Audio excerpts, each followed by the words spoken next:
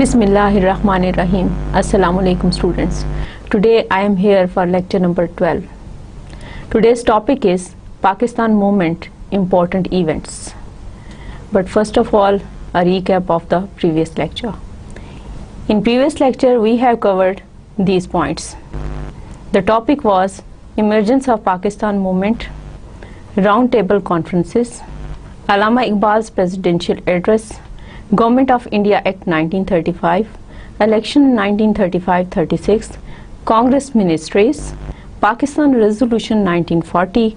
Cripps Mission, Wavell Plan and Shimla Conference, Elections 1945, Cabinet Mission Plan, Arrival of Lord Mountbatten and Partition Plan, June 3rd Plan, Radcliffe Award, and today's topic, Pakistan Movement and post-independence event. This is very important lecture. This is very important lecture because we will discuss what were the important points, what were the important events happened at that time. Here you can see the maps. इन नक्शों में ये बताया गया है कि red Cliff award के नतीजे में, जैसे कि पिछले लेक्चर में भी मैंने रेड क्लिफ अवार्ड के बारे में बात करते हुए ये मैप आपको दिखाए थे। इस मैप में आपकी याद दहानी के लिए ये बात बताई गई है कि किस तरह से मुख्तलिफ इलाकों की गैर मुनसिफाना तकसीम की गई और जोग्राफियाई जो फीचर्स हैं, जो जियोग्राफिकल फीचर्स हैं, जोग्राफियाई खदोखाल जो हैं, उनको नज़रअंदाज किया गया और उसकी वजह से पाकिस्तान और इंडिया के दरमियान में बहुत सारे इख्तलाफात पैदा हो गए। इन दोनों नक्शों में आप देख सकते हैं कि पंजाब की तकसीम, पंजाब का अलहदा से नक्शा है, पंजाब की तकसीम किस तरह से हुई। फिर दूसरे नक्शे में कि वो कौन कौन से इलाके थे जिनका के डायरेक्ट पाकिस्तान की सरहद के साथ ताल्लुक़ है। इस यहाँ पर ये दोनों नक्शे जो हैं मौजूदा पाकिस्तान या मगरबी पाकिस्तान के हवाले से दिखाए गए हैं। यहाँ पर हम सिर्फ रेड क्लिफ अवार्ड पर बात नहीं करेंगे, ये हम पिछले लेक्चर पर कर चुके हैं कि रेड क्लिफ अवार्ड का मतलब क्या था। यहाँ हम एनालिसिस कर रहे हैं, तज्जिया कर रहे हैं कि रेड क्लिफ अवार्ड के नतीजे में क्या चीज़ें, क्या बातें सामने आई जिनके दोनों मुल्कों के ताल्लुकात के ऊपर दूरअसर असरात मुरतब हुए, और दूसरा ये कि मुसलमानों से इस सिलसिले में कितनी ज़्यादती की गई। जिन्ना told the people of Pakistan that the awards were wrong, unjust and परवर्स। जिन्ना ने, कायद आज़म मोहम्मद अली जिन्ना ने वाज़े तौर पर ये मुसलमानों को बताया आज़ादी हासिल करने के बाद कि ये जो रेड क्लिफ अवार्ड हैं वो सरासर गलत हैं, ये नाइंसाफ़ी की गई है और ये काबिल मज़म्मत हैं। यानी वो इलाके जो जिनमें मुसलमान अक्सरियत से रह रहे थे, जानबूझकर उन इलाकों को दानिस्ता तौर पर या नादानिस्ता तौर पर, जिस नादानिस्ता तौर पर इसके होने के जो हैं वो कम इम्कानात हैं, क्योंकि लॉर्ड माउंटबेटन के बहुत सारी किताबों में मैंने पढ़ा है ये लेक्चर की प्रिपरेशन करते हुए कि फैमिली रिलेशन से ज़ाती सतह पर ताल्लुकात थे हिंदू लीडरों के साथ, जिसके ज़ेर असर उन्होंने बहुत सारे इलाके जिनमें कि मुसलमानों की अक्सरियत थी वो हिंदुस्तान में शामिल कर दिए, भारत में शामिल कर दिए, जिसकी वजह से मुसलमानों में एक गुस्सा पाया जाता था, एक गम पाया जाता था, क्योंकि उसकी वजह से मुसलमानों ने बहुत ज़्यादा सफ़र किया, बहुत ज़्यादा उनको नुकसान उठाना पड़ा। However, partition had taken place 2 days earlier and there was little to be done. Besides, there were many other problems which were pressing for the new country. It was time to establish Pakistan as a viable member of the world community.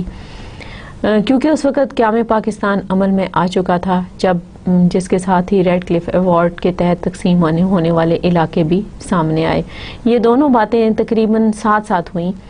और ये ऐसा वक्त था, ऐसा मुश्किल वक्त था जिसमें कि बहुत सारे मसाइल को देखने की ज़रूरत थी। उस वक्त की जो क़यादत थी उसकी उन मसाइल पर भी नज़र थी और साथ साथ जो ज़्यादती हो रही थी वो उसकी तरफ भी देख रहे थे। लेकिन क्योंकि क़याम पाकिस्तान अमल में आ चुका था, इसलिए यहाँ पर जो पैदा होने वाले मसाइल थे इस पर उस वक़्त की क़यादत जो है उसकी ज़्यादा नज़र थी और जो ज़्यादतियाँ मुसलमानों के साथ हो रही थी, अगरचे हमें अपने बहुत सारे तहरीक पाकिस्तान के रहनुमाओं के बयानात इस सिलसिले में, उनकी तकारीर और उनके बयानात और उनके मज़ामीन मिलते हैं, उनकी किताबें मिलती हैं, جس میں کہ اس وقت ہونے والی زیادتی کے بارے میں فوری طور پر رد عمل ظاہر کیا گیا، مگر جو نئی مملکت قائم ہوئی تھی اس کے مسائل بھی اتنے زیادہ تھے کہ خاص طور پر ریڈ کلف ایوارڈ کے تحت ہونے والی زیادتی کے اوپر توجہ مرکوز نہ کی جا سکی۔ اسی طرح سے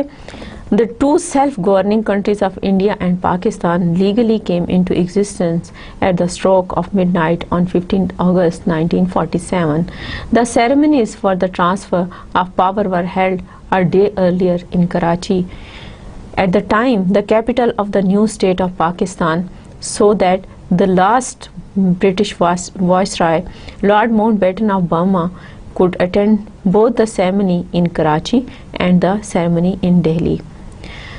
This is why Pakistan's Independence Day is celebrated on 14th August and Indians on 15th August.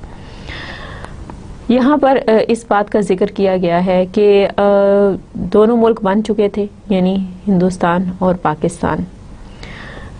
جو لارڈ ماؤنٹ بیٹن تھے وہ آخری وائسرائے تھے، اور ان کو دونوں ملکوں کی جو ہے افتتاح کے موقع پر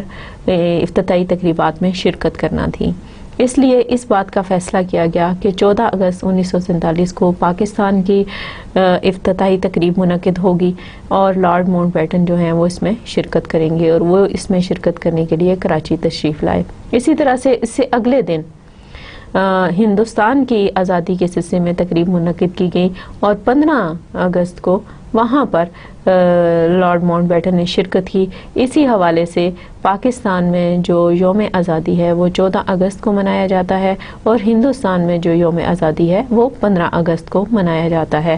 اسی طرح The partition of India was set forth in the Indian Independence Act 1947 and resulted in the dissolution of the Indian Empire and the end of the British Raj. یوم آزادی کے ساتھ ہی، جو اعلان آزادی کے ساتھ ہی دو چیزیں ہوئیں۔ ایک تو یہ کہ دو مختلف ملک، دو علیحدہ علیحدہ ملک جو تھے وہ بر صغیر میں بنا دیے گئے، ایک انڈیا اور ایک پاکستان، اور اس کے ساتھ ہی جو ہندو راج تھا اس کا یہاں پر خاتمہ ہو گیا، یعنی ایک راج ختم ہوا، ایک حکومت ختم ہوئی، اور اس کے ساتھ خاتمے کے ساتھ ہی یہ نہیں کہ کوئی دوسری حکومت آ گئی، بلکہ ان علاقوں کو دو ملکوں میں تقسیم کر دیا گیا، جس کو ہم ہندوستان اور پاکستان کی تقسیم کہتے ہیں۔ اسی طرح سے it resulted in a struggle between the new states of India and Pakistan and displaced up to the 12.5 million people in the former British Indian Empire, with estimates of loss of life varying from several hundred thousand to a million. The violent nature of the partition created an atmosphere of mutually hostility and distrust between India and Pakistan that affects their relationship to this day. اس اعلان کے نتیجے میں دو ملک بنا دیے گئے، اور ان دونوں ملکوں کے جو رہنے والے تھے، یعنی ہندوستان میں رہنے والے ہندو، سکھ اور ان سے تعلق رکھنے والی دوسرے ان کے مذہب سے تعلق رکھنے والے دوسرے گروپس، اور دوسری طرف مسلمان۔ اب جو علاقوں کی تقسیم کی گئی تو وہاں کی رہنے والی آبادی جو تھی اس میں ایک بے چینی پھیل گئی، کیونکہ بہت سارے ہندو مسلم جو آبادی تھی وہ اکٹھی تھی، کہیں پہ مسلمان زیادہ تعداد میں تھے، کہیں پہ ہندو زیادہ تعداد میں تھے۔ اب جب کہ علیحدہ علیحدہ علاقوں کے قیام کا، علیحدہ علیحدہ ملکوں کے قیام کا اعلان ہو گیا، تو یہ جو مسلمان تھے وہ اپنے ان علاقوں کی طرف ہجرت کرنے لگ گئے جو کہ ان کے ملک میں شامل تھے، جبکہ دوسری طرف ہندو اور سکھ ان علاقوں کی طرف ہجرت کرنے پر مجبور ہو گئے جو کہ ان کے ملک میں شامل تھے۔ تو یہ جو آبادی کی ایکسچینج تھی، یہ جو تبدیلی تھی، یعنی ایک جگہ سے دوسری جگہ جانا، اس کی وجہ سے بہت افراتفری پھیل گئی اور بہت ہی مشکل حالات پیدا ہو گئے۔ اس کے ساتھ ہی فسادات شروع ہو گئے، کیونکہ ہندو جو تھے انہوں نے مسلمانوں کو مارنا شروع کر دیا، ان کی املاک کو تباہ کرنا شروع کر دیا، اور ان کی کوشش تھی کہ مسلمان جو ہیں وہ ہندوستان سے خالی ہاتھ واپس جو ہے پاکستان کی طرف جائیں، اور یہاں تک کہ صرف اپنی زندگیاں لے کر جائیں، اور بہت سارے لوگ اپنی زندگیوں کی بازی بھی ہار گئے، اور ان اختلافات کے نتیجے میں بہت زیادہ خون ریزی ہوئی، بہت ہی پریشان کن اور دل دہلا دینے والے واقعات ہوئے، ظلم اور بربریت کی داستانیں رقم کی گئیں، اور یہ داستانیں اور یہ ساری حقائق جو ہیں آپ کو ان کی تفصیلات مختلف کتابوں میں، مختلف افسانوں میں، مختلف ڈراموں میں، فلموں میں، یہاں تک کہ مختلف ہسٹری کی کتابوں میں آپ کو ان کی تفصیلات مل سکتی ہیں۔ یہ جو ہجرت ہے دنیا کے، اگر ہم تاریخ دیکھیں تو ان میں ہونے والی ایک بڑی ہجرتوں میں سے ایک ہے۔ آپ نے شاید اپنی زندگی میں، کیونکہ آپ کا تعلق نوجوان نسل سے ہے، آپ نے یہ دیکھا ہوگا کہ افغان مہاجرین آئے جب رشیا نے ایگریشن شروع کی افغانستان میں، تو اس کے نتیجے میں بہت سارے جو تھے وہ افغان مہاجر جو تھے وہ پاکستان کی طرف آئے۔ آپ نے ان کی زندگیاں دیکھی ہیں، لیکن اس وقت جب پاکستان اور ہندوستان بنے تو اس وقت بہت سارے مہاجرین جو تھے وہ ہندوستان سے ہجرت کر کے پاکستان، یعنی مشرقی Pakistan, because at that time Pakistan had two wings, تو کچھ مشرقی پاکستان کی طرف اور کچھ مغربی پاکستان کی طرف آئے تاکہ وہ اپنے ملک میں، اپنے مسلم ملک میں، اپنے اسلام کے مطابق، اپنے مذہب کے مطابق زندگی گزار سکیں۔ لیکن اس کے نتیجے میں بہت زیادہ خون ریزی ہوئی، بہت زیادہ قتل و غارت گری ہوئی، اور جس کی جو تلخ یادیں ہیں ان کی وجہ سے دونوں ملکوں کے تعلقات پر برے اثرات مرتب ہوئے۔ The partition included the geographical division of the Bengal province of British India into East Bengal, which became part of the state of Pakistan from 1956, East Pakistan, and people migrated from these areas to Pakistan, and Hindus and Sikhs to India. Same happened to West Bengal, which became part of India, and a similar partition of the Punjab province became West Punjab, later the Pakistani Punjab, and Islamabad capital territory, and East Punjab, later the Indian Punjab, as well as Haryana and Himachal Pradesh. Bengal اور پنجاب جو تھے یہ دو بڑے صوبے تھے جو کہ British government کے انڈر تھے۔ ان کو آبادی کے لحاظ سے دونوں ملکوں میں، جہاں پہ مسلم اکثریتی علاقے تھے، اس لحاظ سے دونوں ملکوں میں تقسیم کر دیا گیا۔ اگرچہ مسلمانوں کے نزدیک یا پاکستانیوں کے نزدیک یہ جو تقسیم تھی ریڈ کلف ایوارڈ کے تحت غیر منصفانہ تھی، اور اس میں انصاف کے تمام تقاضوں کو بالائے طاق رکھ دیا گیا، مگر یہ تقسیم ہو چکی تھی۔ اور اس سلسلے میں جو مسائل سامنے آئے، اس غیر منصفانہ تقسیم کے سلسلے میں جو مسائل سامنے آئے وہ 3 بڑے اہم مسائل تھے۔ ان میں سے ایک تھا ریفیوجیز، دوسرا تھا ایکسیشن آف پرنسلی اسٹیٹس، اور تیسرا تھا انڈس واٹر۔ یہ 3 ایسے مسائل ہیں جس کی وجہ سے دونوں جو ملک تھے، ہندوستان اور پاکستان، ان کے تعلقات جو تھے وہ بری طرح سے متاثر ہوئے، اور بجائے اس کے کہ ایک بہت ہی جدوجہد والی تحریک جو تھی وہ ہندوستان کے لیے، کیونکہ ہندو بھی انگریزوں کے تسلط میں تھے، وہ اس پہ خوشی کا اظہار کرتے، اور مسلمان قوم جو کہ انگریزوں کے تسلط میں تھی اور ساتھ ساتھ وہ ہندو تعصب کا مقابلہ بھی کر رہی تھی، کوئی اس پہ خوشی کا اظہار کیا جاتا، وہ خوشی جو تھی اس طرح کی غیر منصفانہ تقسیم کی وجہ سے قدرے گہنا گئی، اور بجائے اس کے کہ یہ دونوں ملک جو ہیں ان میں آبادی کا جو شفٹ آف پاپولیشن تھی وہ کسی پیسفل پروسیس کے تحت ہوتی، اس کے بجائے خون ریز فسادات نے جنم لیا، اور اس کے نتیجے میں ریفیوجیز پرابلم جو تھا وہ سامنے آیا، اور خاص طور پہ پاکستان کے لیے یہ ایک بہت بڑا مسئلہ تھا، کیونکہ پاکستان کے پاس اس وقت وسائل کی بھی بہت کمی تھی، جس کے بارے میں ہم آئندہ لیکچرز میں بات کریں گے۔ اسی طرح سے جو کچھ تو ایسے علاقے تھے انگریزوں کے حکومت کے زیر اثر جن پہ کہ پیور ان کی حکومت تھی، لیکن اس کے ساتھ ساتھ سب کانٹیننٹ میں کچھ ایسی ریاستیں بھی موجود تھیں جو کہ اگرچہ جواب دہ تھیں انتظامات کے سلسلے میں انگریزوں کو، مگر وہ اپنے طور پہ علیحدہ سے ان کی ایک حیثیت تھی، ایک پولیٹیکل پوزیشن تھی۔ اسی طرح ان کی جو الحاق کا مسئلہ تھا، یعنی کہ انہوں نے کیا پاکستان کے ساتھ شامل ہونا ہے یا ہندوستان کے ساتھ شامل ہونا ہے، یہ بھی ایک بہت بڑا ایشو تھا، کیونکہ اس کے بارے میں کوئی باقاعدہ بات چیت اس سے پہلے طے نہیں کی گئی تھی۔ اسی طرح سے جو انڈس واٹر ہے، اسی طرح سے جو دریاؤں کے پانی کا مسئلہ تھا، وہ بھی ایک ایسا مسئلہ ہے جو کہ دونوں ملکوں کے درمیان وجہ تنازع بنا، اور آج تک آپ کو معلوم ہے، آپ اخبارات میں، آج کل کے اخبارات میں بھی یہ دیکھتے ہوں گے کہ دریاؤں کے جو پانی کا مسئلہ ہے اب بھی ہندوستان اور پاکستان کے بیچ میں ایک بہت بڑا مسئلہ ہے۔ آئیے دیکھتے ہیں کہ کس طرح سے یہ مسائل سامنے آئے۔ Pakistan came into existence with horrible loss of life and property and the migration of millions of stunned and poor men, women and children۔ جیسا کہ سیاسی رہنماؤں کو اندازہ تھا کہ آزادی کے اعلان کے بعد کیا حالات ہو سکتے ہیں، جو امیر لوگ تھے یا جو لوگوں کے پاس وسائل موجود تھے ان کو بھی اندازہ تھا کہ آزادی کے اعلان کے بعد کیا مسائل ہو سکتے ہیں، لیکن جو عام آدمی تھے، جو میجورٹی تھی، جو اکثریت تھی، جو غریب لوگ تھے، ان کو اس بات کا اندازہ نہیں تھا کہ پاکستان بننے کا اعلان ہوتے ہی انہیں کس قسم کے حالات کا سامنا کرنا پڑے گا۔ وہ اپنے اپنے علاقوں میں، اگر آپ وہ کہانیاں پڑھیں، اگر آپ وہ واقعات پڑھیں تو آپ کو پتہ چلے گا کہ وہ بیچارے جن جن علاقوں میں رہ رہے تھے ان کو اندازہ ہی نہیں تھا کہ وہ لوگ جن کے ساتھ وہ صدیوں سے رہ رہے ہیں وہی ان کے دشمن بن جائیں گے اور وہی ان کو جان و مال اور عزت و آبرو ختم کرنے پہ تل جائیں گے۔ تو یہ جو حیرانگی کے عالم میں بہت سارے غریب عورتوں نے، مردوں نے اور بچوں نے مسلمان علاقوں کی طرف، پاکستان کی طرف ہجرت اختیار کی،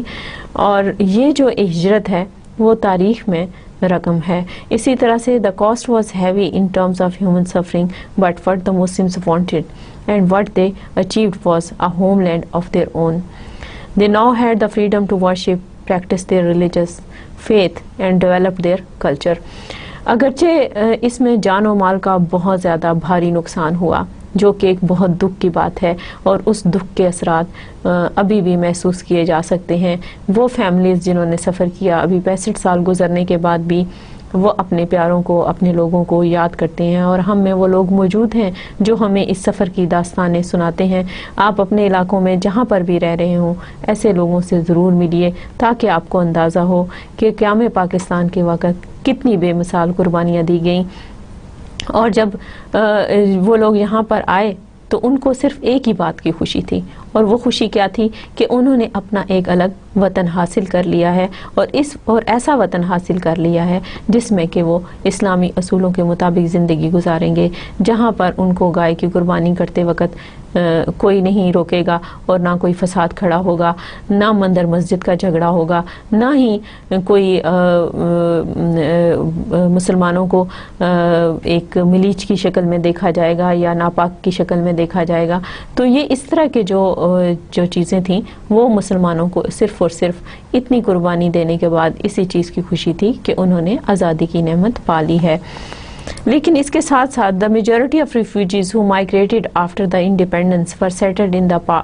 the port city of Karachi in southern Sindh and in the cities of Hyderabad, Sakhar, Nawab Shah and Mirpur Khas. As well, the above many settled in the cities of Punjab, mainly Lahore, Multan, Bahawalpur and Rawalpindi. The number of migrants in Sindh was placed at over 540,000, of whom two-thirds were urban. In case of Karachi, from a population of around 400,000 in 1947, it turned into the more than 1.3 million in 1953. جب اتنی بڑی تعداد میں یہاں پر مہاجرین اپنا سب کچھ چھوڑ کر یہاں پر آ گئے تو یہاں کے لوگوں نے بھی ہمیں ایسی مثالیں ملتی ہیں جس میں کہ جس سے یہ پتہ چلتا ہے کہ بہت زیادہ بھائی چارے اور محبت کا ثبوت دیا۔ اگرچہ کچھ ایسے واقعات بھی رونما ہوئے جو بہت ہی دل گرفتہ ہیں یا بہت ہی دل کو دکھانے والے ہیں، لیکن زیادہ تر لوگوں کا جو کردار تھا وہ بہت ہی سراہنے والا تھا، یا لوگوں نے بہت ہی بے مثال اخوت کی اور بھائی چارے کی بے مثال مثالیں قائم کیں. اسی طرح سے ان لوگوں کو پنجاب اور سندھ کے مختلف شہروں میں بسایا گیا. ان شہروں کا میں نے ذکر کیا ہے, اور اس کے ساتھ ہی ان شہروں کی جو آبادی تھی وہ فوراً ہی بہت زیادہ بڑھ گئی. اور یہ ایک ایسی بات ہے, اگر اس کو اکانومی کے پوائنٹ آف ویو سے دیکھا جائے تو اس کے لیے کہ جب کسی جگہ کی آبادی بڑھتی ہے تو اس کے لیے وسائل بھی درکار ہوتے ہیں. اس کی وجہ سے بہت سارے انتظامی اور معاشی مسائل پیدا ہو گئے. آئیے دیکھتے ہیں آگے کیا ہوا. Refugees settled in Pakistan. Former president of Pakistan, اگرچہ یہاں پر میں نے جیسے کہ آپ کو بتایا کہ یہاں پر مہاجر کی حیثیت سے اپنا سب کچھ چھوڑ کے خالی ہاتھ یہ لوگ تشریف لائے, اور یہاں پر انہوں نے اپنے ملک کی خاطر, اپنے ایمان کی خاطر, اپنے اسلام کو بچانے کی خاطر, اپنے مذہب کی خاطر اتنی بڑی قربانی دی. اور انہوں نے اپنے بزرگوں کی قبروں کو چھوڑا, انہوں نے اپنی جائیدادوں کو چھوڑا, انہوں نے ایسی جگہ کو چھوڑا جس پر صدیوں سے وہ آباد تھے. اور یہ ایک بہت مشکل کام ہوتا ہے, کیونکہ ایک معمولی سا کیڑا, پرندہ یا جانور بھی اپنی جگہ جو ہے وہ نہیں چھوڑنا چاہتا, لیکن ان انسانوں نے بے مثال قربانی دی, اور انہوں نے صرف اور صرف اللہ کے نام پر, صرف اور صرف مذہب کے نام پر, صرف اور صرف ملک کے نام پر ان سب چیزوں کو خدا حافظ کہا, اور وہ پاکستان آئے. یہاں پر بھی ان کو بہت سارے لوگوں کو چند ایک جو بری مثالیں قائم ہوئی ہیں, میں ان کا ذکر نہیں کروں گی, لیکن بہت سارے لوگوں کو یہاں پر بہت اچھے حالات ملے, جس کی مثالیں یہ ہیں کہ former president of Pakistan general Pervez Musharraf was born in the Nehar Wali Haveli, Darya Ganj, Delhi, India. جیسے یہاں پر ان لوگوں کو بہتر ترقی کے مواقع ملے, اور یہاں تک کہ ہمارے ملک کے سب سے اعلیٰ منصب پر جنرل پرویز مشرف فائز رہے, اور وہ ان کا تعلق ان کی جو پیدائش ہے وہ دہلی کی ہے. اسی طرح سے several previous Pakistani leaders were also born in different regions of India, like Pakistan's first Prime Minister Liaquat Ali Khan was born in Karnal, now in Haryana. جیسے کہ لیاقت علی خان جو ہے ان کا تعلق بھی مہاجرین میں سے تھا. اسی طرح سے the 7-year longest serving governor and martial law administrator of Pakistan's largest province, General Rahim Uddin Khan was born in the city near Uttar Pradesh. General Muhammad Ziaul Haq, who came to power in a military coup in 1977, was born in Jalandhar, East Punjab. The families of all 4 men opted for Pakistan at the time of partition. میں نے یہاں پہ 4 لوگوں کی مثالیں دی ہیں, کیونکہ بے شمار اور بھی ایسی مثالیں موجود ہیں کہ مہاجرین جو خالی ہاتھ یہاں پر آئے تھے, انہوں نے نہ صرف اس وطن کو پوری طرح سے اپنایا, بلکہ دل و جان سے دن رات محنت کر کے یہاں پر کام کیا, اور ملک کے ایسے عہدوں پر فائز ہوئے, ملک کے ایسے اعلیٰ اداروں میں انہوں نے اپنی کارکردگی دکھائی کہ آج ان کے نام جو ہیں نمایاں طور پر سامنے ہیں. اور اس سے یہ بات ثابت ہوتی ہے کہ پاکستان کے قیام کی وجہ سے ہی ایسے لوگوں کو اوپر آنے کا اور ترقی کرنے کا موقع ملا, اور یہ وطن جو تھا وہ حاصل کرنا ناگزیر تھا, ورنہ ایسی ترقی کے مواقع ظاہر ہے کہ ہندوستان میں ہندوؤں کے ساتھ رہتے ہوئے ہمیں نہیں مل سکتے تھے. اور یہ مواقع صرف ہمیں اس وجہ سے میسر ہیں کہ آج ہم ایک علیحدہ وطن میں, ایک علیحدہ حیثیت میں اور قوموں کی برادری میں ایک خاص پہچان کے ساتھ کھڑے ہیں, اور یہ جو خاص پہچان ہے ہمیں اس وطن کی وجہ سے ملی ہوئی ہے, اس لیے ہمارے لیے اس کی قدر کرنا بہت ضروری ہے. Moreover, independence had opened up a bright future for the Muslims who opened for a better standard of living, economic development, prosperity and a fuller life. جیسے کہ میں نے پہلے ہی اس چیز کا ذکر کر دیا ہے. اسی طرح سے the partition agreement also included the division of Indian government assets, including the Indian Civil Service, the Indian Army, the Royal Indian Navy, and the Indian Railway and the Central Treasury and other administrative services. یہاں پر خالی آبادی کی تقسیم نہیں ہوئی بلکہ اثاثوں کی بھی تقسیم ہونا تھی, جن میں کہ سول سروس یعنی جو انتظامی امور سے متعلق لوگ تھے ان کی تقسیم تھی. پھر جو ہندوستان کی جو فوج تھی جو کہ جس کو یہ تجربہ تھا جنگ عظیم دوم لڑنے کا, اس کی تقسیم تھی. اسی طرح سے جو نیوی تھی، رائل انڈین نیوی تھی، اس کی تقسیم کرنی تھی، ریلوے کا نظام تھا، خزانہ تھا، اور بہت سارے انتظامی کام ایسے تھے جن میں کہ یہ فیصلہ کیا گیا تھا کہ اس میں بھی منصفانہ تقسیم کی جائے گی اور یہ سارے اثاثے جو ہیں پاکستان اور بھارت کے درمیان میں برابر تقسیم ہوں گے. In the outcome of the partition, the princely states of India that had been left alone by the Indian Independence Act 1947 to choose whether to join India or to Pakistan or to remain outside them. اسی طرح سے جو 1947 کا آزادی کا act تھا اس کے مطابق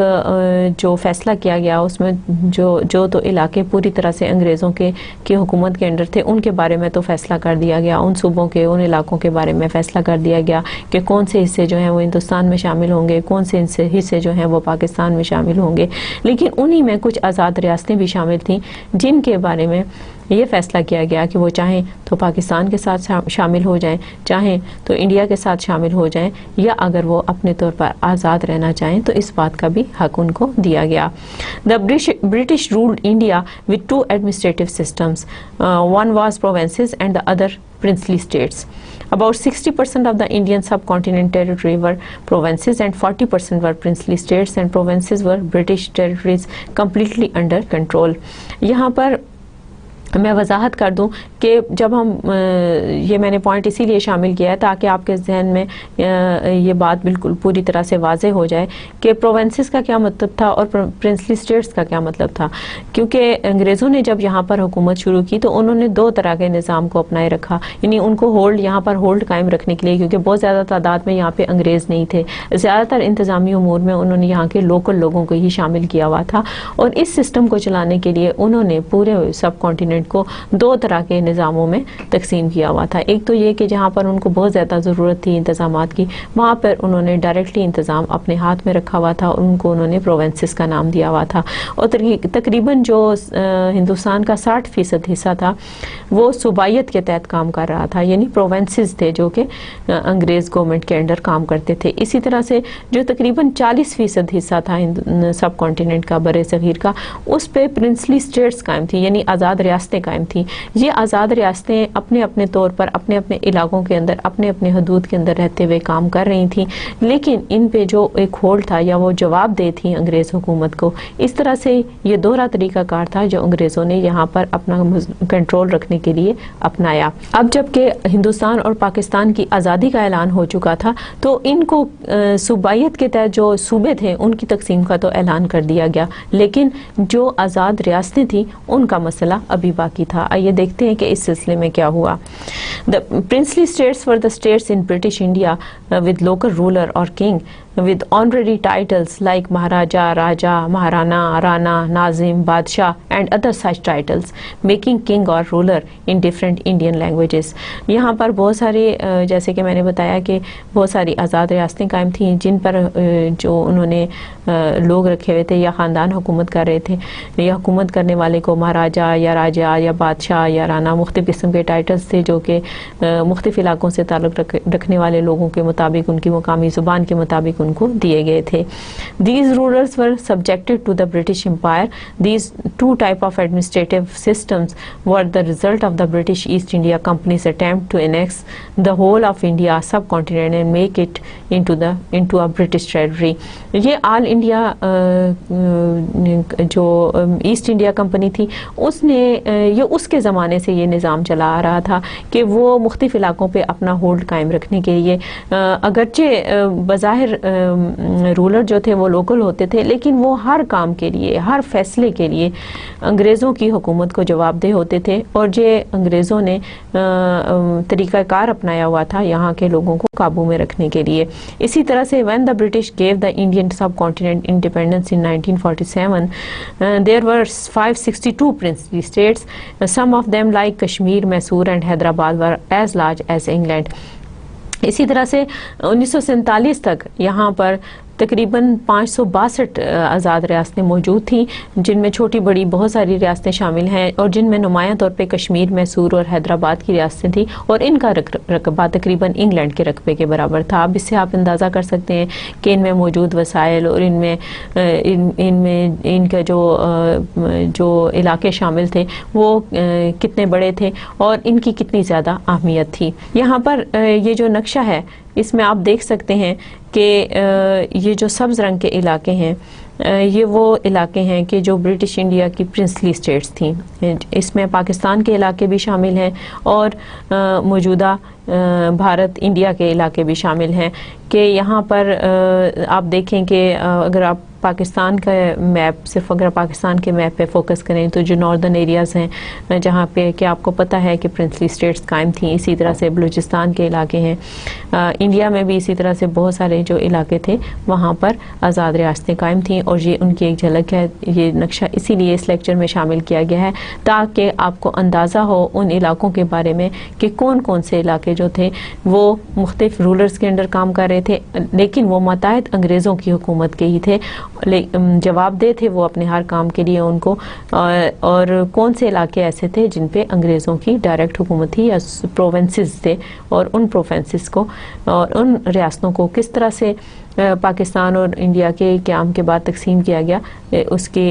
کے بارے میں آپ اس نقشے کی مدد سے بہتر طور پر سمجھ سکتے ہیں۔ Jammu and Kashmir.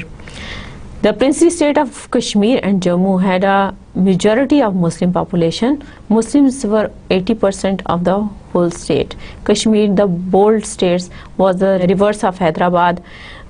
It had a Hindu ruler, Maharaja Hari Singh, but his subjects were mostly Muslims, accounting to 78% of the total population. The Maharaja was reluctant to join either India or Pakistan, but Lord Mountbatten urged him to take a decision to join either of the states before August 15, 1947. یہاں پر سب سے جو بڑی ایک ریاست جس کا میں نے پہلے ذکر کیا ہے کہ جموں اور کشمیر کی ریاست تھی، اور جموں اور کشمیر کی ریاست میں جو تھے وہ راجہ جو تھا، جو رولر تھا وہ ہندو تھا، جبکہ اس کی جو آبادی تھی 80% جو آبادی تھی وہ مسلمان تھی۔ اور یہ حیدرآباد کی اسٹیٹ کے بالکل برعکس تھا۔ حیدرآباد کی اسٹیٹ میں یہ تھا کہ مہاراجہ جو تھا یا رولر جو تھا وہ مسلمان تھا اور اس کی آبادی ہندوؤں کی آبادی تھی۔ یہ دونوں اسٹیٹس میں فرق تھا۔ جو کشمیر کا مہاراجہ تھا یعنی ہندو، وہ اس نے یہ رائے ظاہر کی، اس نے یہ عندیہ دیا کہ وہ ہندوستان کے ساتھ نہ شمولیت اختیار کرنا چاہتا ہے، نہ وہ پاکستان کے ساتھ رہنا چاہتا ہے، جس پر لارڈ ماؤنٹ بیٹن نے اسے واضح طور پہ کہا، بلکہ اصرار کیا کہ وہ ہندوستان کے ساتھ اپنے الحاق کا اعلان کرے، اور یہ اعلان جو ہے اس کو 15 اگست 1947 سے پہلے کرنا ہوگا۔ اسی طرح سے جو بعد کے حالات ہیں انہوں نے اب ثابت کیا، یہ آپ دیکھ سکتے ہیں اس نقشے میں کشمیر کی ریاست کے بارے میں بتایا گیا ہے کہ کشمیر کی ریاست کتنی بڑی تھی اور اس میں کون سے ایریاز شامل تھے۔ اس میں جو چھوٹا میپ ہے اس میں بتایا گیا ہے کہ سبز رنگ کے جو علاقے ہیں وہ اب موجودہ پاکستان کا حصہ ہیں، جن کو کہ ہم آزاد کشمیر کہتے ہیں۔ وہ اس وقت اگرچہ یہ متنازع علاقے ہیں لیکن اس وقت پاکستان کے اس کا انتظام سنبھالے ہوئے ہے، جبکہ سرخ رنگ میں جو علاقے دکھائے گئے ہیں ان پہ بھارت کا قبضہ ہے اور وہ علاقے جو ہیں بھارت کے زیر انتظام ہیں، لیکن ابھی تک یہ جو مسئلہ ہے یہ پاکستان اور بھارت کے درمیان میں متنازع ہے اور ابھی تک کشمیر کی ریاست کے بارے میں کوئی فیصلہ نہیں ہو سکا۔ اسی طرح سے The Maharaja asked for more time to consider his decision. In the meantime, he asked the Indian and the Pakistani government to sign a standstill agreement with him, and Pakistan consented, but India refused. The Maharaja of Jammu and Kashmir consented to India at the outbreak of violence, and this Kashmir conflict led to the 1947 war between India and Pakistan in that region. اسی طرح سے مہاراجہ جو تھا اس نے فیصلہ دیتے ہوئے وقت تو لال سے کام لیا، اور اس کے لیے مشکل ہو رہی تھی کہ جی مسلمان جو 80% کشمیر میں آباد تھے وہ پاکستان کے ساتھ کشمیر کا الحاق چاہتے تھے، جبکہ مہاراجہ جو ہے اس کا الحاق ہندوستان کے ساتھ چاہتا تھا، اور اسی کشمکش میں کشمیر میں تشدد کے واقعات شروع ہو گئے، اور ان تشدد کے واقعات کے نتیجے میں بھارت نے اپنی فوج جو ہے وہ کشمیر میں بھیج دی، اور یہ ایک تنازع کھڑا ہو گیا بھارت اور پاکستان کے درمیان میں، جس کے نتیجے میں پہلی جو جنگ ہے بھارت اور پاکستان کے درمیان میں کشمیر کے ایشو پر شروع ہو گئی۔ اسی طرح سے the choice between India and Pakistan made by the ruler of Jammu and Kashmir led to the Indo-Pakistan War of 1947, some 2 months after the partition, and they became disputed territory. All states were merged into one or another for the new states, whether voluntarily or by force, in all cases by the ruler signing an agreement. اسی طرح سے باقی بھی جتنی دیکھیں، میں نے بتایا آپ کو کہ یہ 500 سے زائد ریاستیں تھیں، ان میں سے بہت ساری ریاستوں کو کسی کو زبردستی اور کسی کو کسی نے خود بخود اس بات کا فیصلہ کر لیا، غیر جانبداری سے فیصلہ کر لیا اور بغیر کسی پریشر سے فیصلہ کر لیا ہندوستان یا پاکستان کے ساتھ شامل ہونے کا، اور جو اس پر راضی نہ ہوئے ان کو زبردستی ایسے فیصلوں پہ مجبور کیا گیا کہ وہ ان میں سے زیادہ تر فیصلے جو ہیں وہ ہندوستان کے حق میں کروائے گئے، اور اس طرح سے بہت ساری ریاستیں جو ہیں وہ بھارت کا حصہ بن گئیں۔ Other wars and conflicts between India and Pakistan have continued since then. As a result of Bangladesh Liberation War and the Indo-Pakistani War of 1971, East Pakistan became the independent state of Bangladesh in 1971. اور اسی طرح کے جو اختلافات تھے ان کو ہوا ملتی چلی گئی، اور انہی اختلافات کے نتیجے میں 1971 میں ہم سے بنگلہ دیش جو ہے، جو مشرقی پاکستان تھا، وہ بھی ہم سے علیحدہ ہو گیا۔ Issue of Hyderabad, issue of Hyderabad جو ہے اس میں اس سلسلے میں دیکھتے ہیں کہ کیا ہے۔ Hyderabad the second of the bold states was the largest and richest in India. Its population was 85% Hindu, but the ruler Nazim was a Muslim. He was reluctant to accede either to India or Pakistan, but was dismissed by Mountbatten for adopting this course. The Nazim was forced by the Indian government and Lord Mountbatten to join India. A standstill agreement was concluded between India and Hyderabad. اسی طرح سے میں نے آپ کو بتایا کہ ایک جو بڑی اسٹیٹ تھی وہ حیدرآباد کی اسٹیٹ تھی، جس کا کہ ناظم جو تھا وہ مسلمان تھا، جبکہ جس کی آبادی کی اکثریت جو تھی وہ ہندو تھی، جس کے نتیجے میں بھارت نے یہ زور دیا کہ کیونکہ وہاں پہ ہندوؤں کی اکثریت پائی جاتی ہے، اس لیے اس کو بھارت کا حصہ ہونا چاہیے، اور اس طرح by force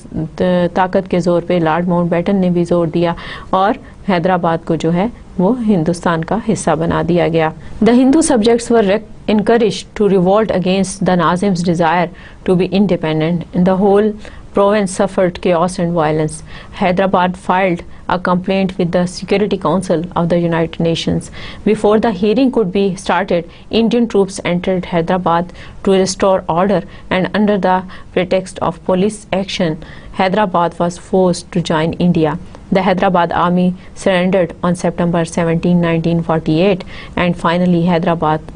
was annexed into the Indian Union. یہاں پر اس واقعے کی طرف نشاندہی ہے ان دو پوائنٹس میں کہ کس طرح سے حیدرآباد کی جو اسٹیٹ تھی اس کو ہندوستان کا حصہ بنا دیا گیا۔ اس میں ناظم جو تھا یا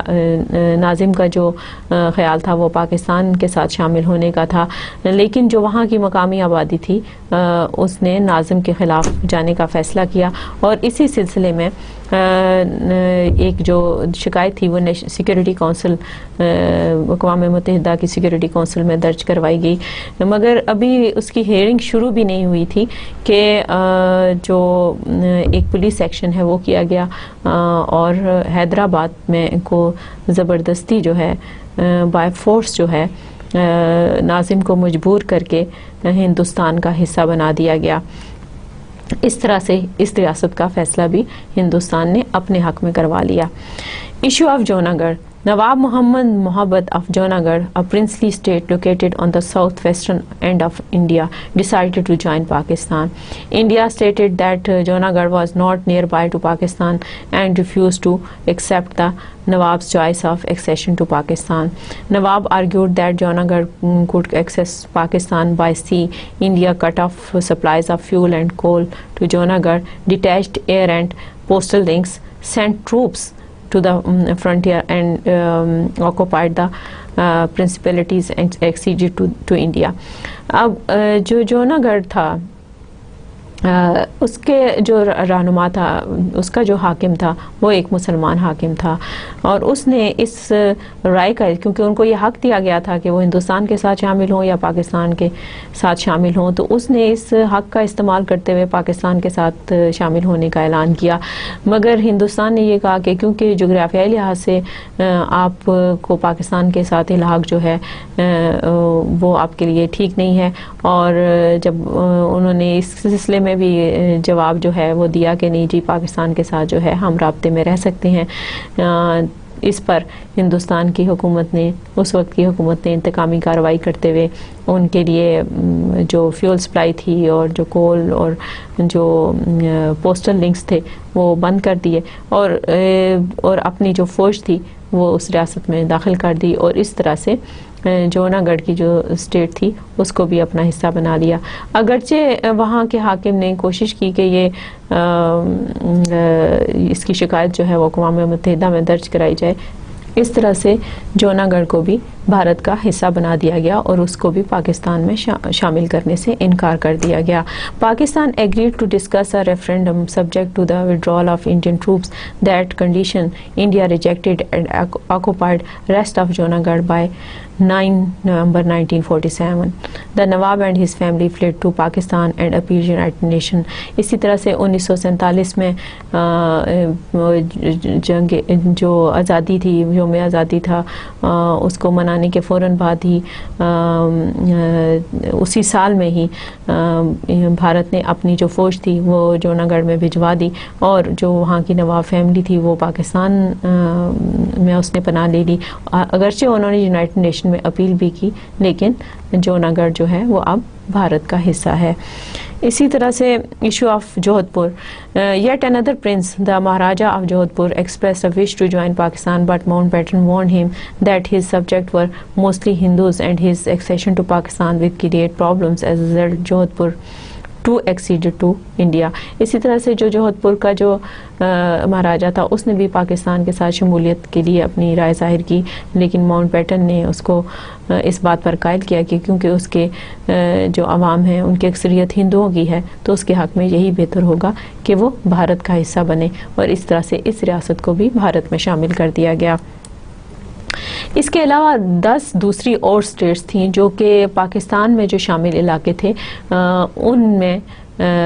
میں وہ واقع تھیں، جیسے کہ apart from the Kashmir issue, the issue of accession of 10 states with in the boundaries of Pakistan was causing tension especially the Khan of Kalat. They needed to be convinced about the details of joining the states for Chitral, um, Swat, Dir, Makran, Kharan, Las Bela, Kalat, Khairpur and Bahawalpur. Largest of the states was Bahawalpur. یہ 10 status ایسی تھیں جو کہ علاقے پاکستان میں شامل تھے، یہ ان میں واقع تھیں، اور ان میں سے جو ان پہ جو اس وقت لوگ حکومت کر رہے تھے، جو مہاراجہ تھے یا راجہ تھے، ان کی کانسنٹ لینا بھی ضروری تھا، جو کہ جنہوں نے کہ آہستہ آہستہ پاکستان کے حق میں اپنی رائے دینی شروع کی. ان میں سے سب سے بڑی جو اسٹیٹ تھی وہ بہاولپور کی تھی. اسی طرح سے the Quaid played very important role in convincing the rulers of the states to accede to Pakistan. These states acceded to Pakistan between 3 October 1947 and 31 March 1948. Thus, this issue of great importance was settled during the lifetime of Quaid Azam. اسی طرح سے یہ جو 10 status تھیں، قائد اعظم کی حکمت عملی کی وجہ سے، ان کے صبر کی وجہ سے، ان کے حوصلے کی وجہ سے، ان کے معاملہ فہمی کی وجہ سے یہ مسئلہ جو ہے بڑے اچھے طریقے سے حل کر لیا گیا، اور 3 اکتوبر 1947 سے 31 مارچ 1948 کے درمیان ان تمام ریاستوں کا فیصلہ جو ہے قائد اعظم کی زندگی میں ہی ہو گیا، اور انہوں نے پاکستان کے ساتھ اپنے الحاق کا اعلان کر دیا. اب آتے ہیں تیسرے بڑے مسئلے کی طرف، جو کہ ہمیں آزادی کے ساتھ ہی جو ہے تیسرا بڑا مسئلہ جو ہے وہ نیو بورن اسٹیٹ پاکستان کو پیش آیا. وہ کیا تھا؟ The Indus water. The most explosive of Indo-Pakistan dispute was the question of sharing the waters of the Indus basin. On April 1st, 1948, India cut off the supply of water from the 2 headworks under her control. Fortunately, Mr. E. Blake, President of the International Bank for Reconstruction and Development, offered the office of the bank for the solution of the water problem in 1952. اسی طرح سے جب ہم نے آزادی حاصل کی تو پاکستان کے جتنے بھی دریا ہیں، کیونکہ پاکستان بیسیکلی اسپیشلی جو پنجاب ہے وہ 5 دریاؤں کی سرزمین کہلاتا ہے، 5 آب یعنی 5 دریاؤں، 5 آبی ذخیروں کی یا آبی وسائل کی. تو یہ جو پنجاب کا جو نام ہے اسی سے ظاہر ہے کہ اس کی جو رونق ہے، اس کی جو اکانومی ہے وہ ایگریکلچر پہ بیسڈ ہے، اور ایگریکلچر جو ہے وہ پانی کے بغیر ناممکن ہے، اور پانی جو ہے وہ ہم دریاؤں سے حاصل کرتے ہیں. تو یہ جو 5 دریا ہیں ان کے جو منبع ہیں، ان کا جو سٹارٹ ہے وہ ان علاقوں سے ہو رہا تھا جو کہ بھارت میں شامل ہو چکے تھے. اور اس بات کا فائدہ اٹھاتے ہوئے ہندوؤں نے پھر اپنی ذہنیت کا، اپنے تعصب کا اظہار کیا، اور انہوں نے 1 اپریل 1948 کو جو مین دریاؤں کے جو جہاں سے آ رہے تھے وہ سپلائی لائن جو ہے اس کا کٹ آف کر دیا. خوش قسمتی سے 1952 میں اس مسئلے کا حل جو ہے مسٹر ای بلیک جو تھے، جو پریزیڈنٹ آف انٹرنیشنل بینک تھے، بینک کے سربراہ تھے، انہوں نے اس مسئلے کا حل نکالا، اور اس طرح سے یہ مسئلہ دونوں ملکوں کے درمیان میں حل کیا گیا، اور پانی کی تقسیم کے اوپر جو ہے اس جھگڑے کا حل نکالا گیا. A solution acceptable to both governments was agreed upon in 1960 at the Indus Basin Development Fund Agreement at Karachi. This treaty is commonly known as the Indus Water Treaty. اسی طرح سے 1960 میں پاکستان اور بھارت کے درمیان پانی کے دریاؤں کے پانی کی تقسیم کا جو مسئلہ تھا وہ حل کیا گیا، اور انڈس واٹر ٹریٹی کے نام سے 1960 میں یہ جو معاہدہ تھا اس کو تشکیل دیا گیا. اور اس طرح سے جو مسئلہ آزادی کے ساتھ ہی پاکستان کے لیے ایک مشکل صورتحال بنا رہا تھا، خاص طور پہ دریاؤں کے پانی کی تقسیم کے سلسلے میں، اس مسئلے کا حل جو ہے وہ تلاش کیا گیا. The treaty allowed for a provisional period of 10 to 13 years, after which the 3 eastern rivers would fall exclusively to India's share and the 3 western rivers to Pakistan. اسی طرح سے اس بات کا فیصلہ کیا گیا کہ 10 سے لے کر 13 سال کے اندر پاکستان جو ہے یہ ان تمام جو 3 جو ایسٹرن ریورز ہیں یا جو 3 مشرقی دریا ہیں وہ انڈیا کے ساتھ جو ہے اپنا اس پہ انڈیا کے ساتھ جو ہے پانی کہ کس مقدار میں ہوگا اور کس طرح سے وہ لے گا، اس بات کے بارے میں فیصلہ کیا گیا. اور 3 جو ویسٹرن ریورز تھے یعنی جو مغرب کی طرف 3 دریا تھے ان کے بارے میں فیصلہ کیا گیا. آپ کو پتہ ہے کہ پاکستان کے مشہور دریا جو ہیں، دریا سندھ ہے، چناب ہے، جہلم ہے، راوی، ستلج، بیاس، ان سب دریاؤں کے پانی کے بارے میں فیصلہ کیا گیا، اور اس کے لیے پاکستان کو موقع بھی دیا گیا. لیکن تاحال بھی آپ دیکھتے ہیں آج کل بھی خبروں میں ہے کہ پاکستان کو اس سلسلے میں بار بار ہندوستان کی زیادتیوں کا سامنا کرنا پڑتا ہے، اور اسی لیے پاکستان کشمیر کو پاکستان کی شہرک یا جوگولر وین کہا جاتا ہے کہ پاکستان کی جتنی بھی اکانومی ہے، کیونکہ ایگریکلچرل کنٹری ہے تو اس کی اکانومی جو ہے پانی کے اوپر بیسڈ ہے، کہ پانی کی اویلیبلٹی پہ بیسڈ ہے، کہ پانی ہوگا تو زراعت چلے گی. اسی لیے کشمیر کو اور اس سے ملکہ علاقوں کو جو ہے وہ پاکستان کے لیے شہرک قرار دیا جاتا ہے پانی کی وجہ سے. اسی طرح سے during the provisional period Pakistan would construct a system of replacement works consisting of 2 dams, 5 barrages and 7 link canals financed by the Indus Development Fund. اسی طرح سے Indus Development Fund کے نام سے ایک فنڈ قائم کیا گیا جس کے تحت پاکستان نے ڈیم بنانے تھے اور اس کے مطابق بیراج بنانے تھے، اور اسی طرح سے ان سے ملکہ نہروں کا ایک نظام بنانا تھا. ان تمام باتوں کا فیصلہ 1960 میں کیا گیا. آئیے دیکھتے ہیں کہ آج کے لیکچر میں ہم نے کن کن نکات پر بات کی. Analysis of Radcliffe award, ہم نے ریڈ کلف ایوارڈ جس میں کہ پاکستان اور ہندوستان میں شامل مختلف علاقوں کے بارے میں بات کی گئی کہ پاکستان اور ہندوستان میں کون کون سے علاقے شامل کیے جائیں گے، اور اس میں سے فیصلہ یہ کیا گیا تھا کہ جس علاقے میں جس قومیت کی، جس مذہب کو ماننے والوں کی اکثریت ہوگی اس کو اس ملک میں شامل کر دیا جائے گا. مگر حقیقتاً جو ریڈ کلف ایوارڈ ہے وہ ایوارڈ ثابت نہ ہوا. بلکہ بہت سارے تنازعات کی وجہ بنا، اور تاحال آج تک جو ہے ہندوستان اور پاکستان کے بیچ میں ریڈ کلف ایوارڈ کی غیر منصفانہ تقسیم کی وجہ سے بہت سارے اختلافات پیدا ہوئے، اور یہ باؤنڈریز ایشو جو ہیں، جو باؤنڈریز ایشو کی وجہ سے ان پاکستان اور ہندوستان کے درمیان میں جنگیں بھی ہوئیں۔ اسی طرح سے major issues due to unfair partition ہم نے بڑی تفصیل کے ساتھ اس بات پر روشنی ڈالی کہ جو ہی ہمیں آزادی ملی تو بڑے بڑے مسائل کیا تھے۔ اس میں سے بڑے بڑے 3 مسائل کے اوپر اس لیکچر میں بات کی گئی۔ ان میں سے ایک مائیگریشن اور ریفیوجیز تھے، جس میں کہ ہندوستان میں رہنے والے مسلمانوں کی بہت بڑی تعداد نے مشرقی پاکستان کی طرف اور مغربی پاکستان کی طرف ہجرت کی، اور یہ دنیا کی چند بڑی ہجرتوں میں سے ایک ہجرت شمار کی جاتی ہے۔ اس ہجرت کے نتیجے میں مسلمانوں نے جان سے، مال سے، املاک سے ہاتھ دھوئے اور بہت بڑی بے مثال قربانیاں کی۔ اور اسی طرح سے پاکستان میں جو شامل علاقے تھے، یہاں سے بھی ہندوؤں اور سکھوں نے ہجرت کی، اور ان کو بھی مشکل حالات کا سامنا کرنا پڑا۔ اس سلسلے میں آپ کو بہت ساری ناول پڑھ سکتے ہیں، بہت ساری کہانیاں پڑھ سکتے ہیں، بہت سارے ڈرامے دیکھ سکتے ہیں، اور ان موضوعات پر اب تک بہت ساری فلمیں بھی بن چکی ہیں، جس سے آپ کو اندازہ ہوگا کہ کن مشکل حالات کا سامنا کرنا پڑا، کیونکہ مسلمانوں کی اکثریت نے اس ہجرت کو اختیار کیا تھا، اسی لیے زیادہ تر مسلمانوں نے ہی اس کے نقصانات اٹھائے، اور جو کہ ایک بہت دکھ کی بات تھی۔ اگرچہ آزادی کی بہت خوشی تھی، لیکن اس کے ساتھ ساتھ اس خوشی میں یہ جو واقعات تھے، یہ جو خونی واقعات تھے، ان کی وجہ سے مسلمانوں کو بہت دکھ کا سامنا کرنا پڑا، اور اس دکھ کا اظہار جو ہے اور اس دکھ کا اندازہ جو ہے آپ ابھی بھی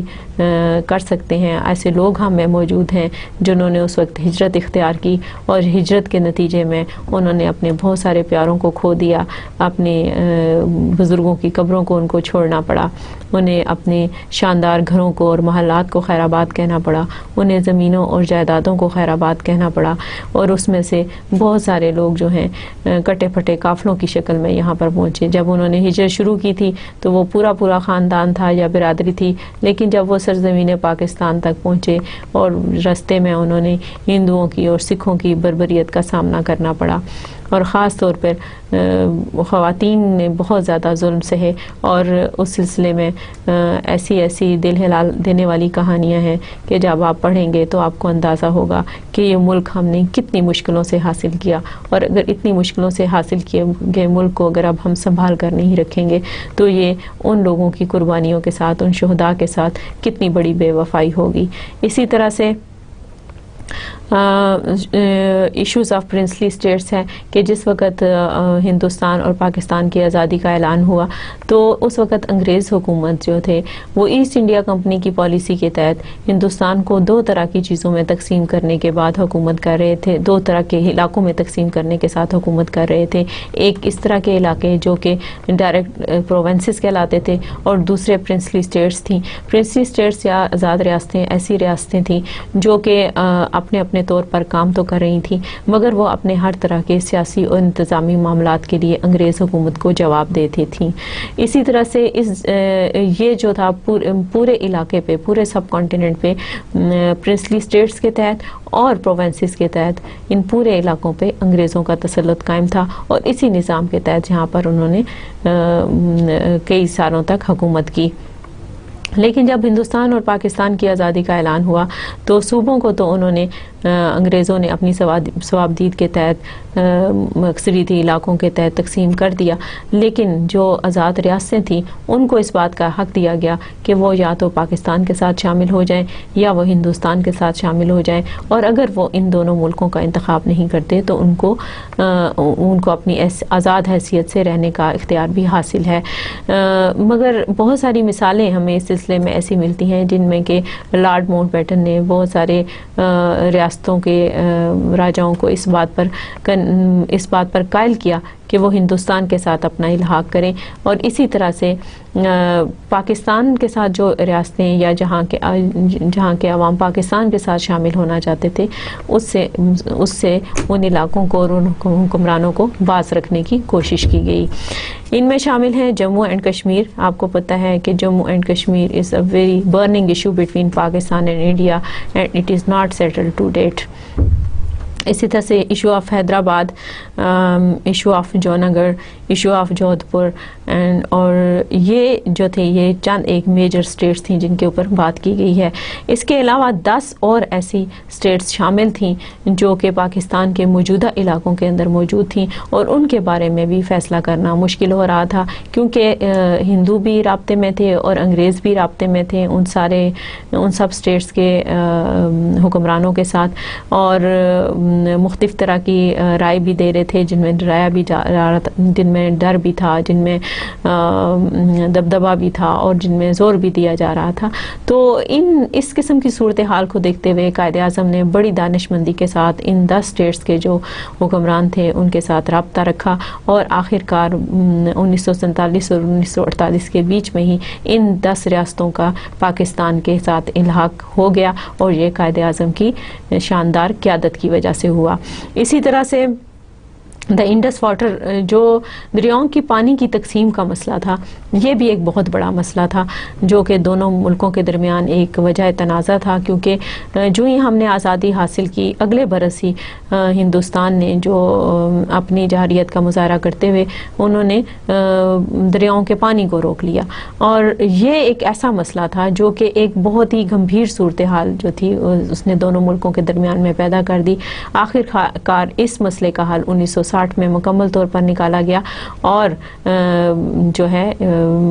دریاؤں کے پانی کی تقسیم کے مسئلے کو 1960 تک حل کر لیا گیا۔ اس سے اندازہ ہوتا ہے کہ ہم نے اپنا ملک جو ہے وہ کتنی مشکلوں سے حاصل کیا۔ اب آتے ہیں